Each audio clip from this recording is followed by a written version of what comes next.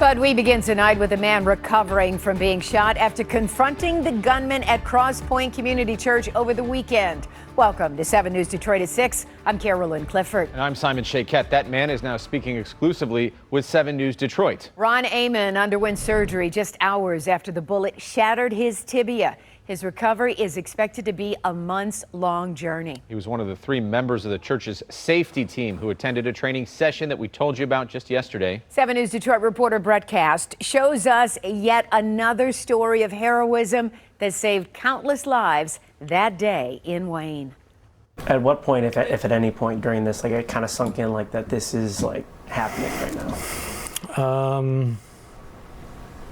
I guess probably after I came through and was shot, then I knew we're in an active situation. It's a situation Ron Amon trained for but never expected to happen at the church he and his family have attended for nearly 60 years. Well, I grew up in the church. My family has been a part of it the whole time, and so we just have continued to go there. Roughly a decade ago, Ron and a few other church members formed a safety team, just regular citizens who train to be armed and respond to active shooters. When we formed this team, I just knew it was my calling to protect my family and my church family.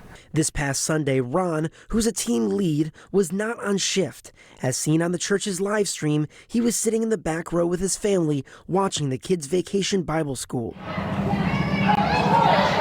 heard a popping, a pop, pop, pop, pop, pop, pop, pop, pop noise that I couldn't quite identify. A few seconds after that, somebody came running in the back of the sanctuary and said, "There's a shooter out there." As others take cover, you can see Ron send off his family, then go towards the shots. He was sitting on the ground with a rifle, and he was facing away from me, so he turned to make a sweep of the glass with his gun and just, held the trigger and shot through. The 31-year-old gunman in tactical gear was armed with multiple weapons and hundreds of rounds of ammunition, but another church member outside saw him coming and hit him with a truck, leaving him lying on the ground outside, but still armed. He just started spraying bullets into the lobby, went through the glass, shattered it, and then that's when it caught my leg. The bullet shattered Ron's tibia as he took cover, but he kept his gun drawn. So I was prepared with my gun while I'm laying there to, if he came inside, then I would have engaged the shooter. But another safety team member, Jay Trombley, shot and killed the gunman. And just 3 days earlier, both Jay and Ron attended a training at a nearby shooting range that was focused on protecting places of worship. You never think you're going to go through that. You want to be prepared for something that's never going to happen. Thanks to many heroes, Ron was the only one besides the shooter who was hurt.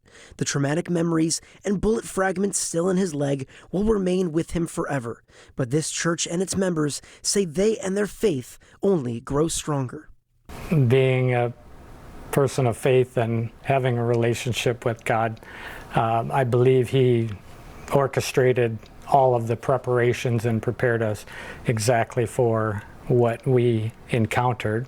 And repairs are still underway here at Crosspointe Community Church. Meanwhile, Ron will be at home for months as he recovers from his injuries and will also be out of work during that time. So his church community has started a GoFundMe for him and his family. We'll have a link to that on our website, WXYZ.com. In Wayne, I'm Brett Cast, 7 News Detroit.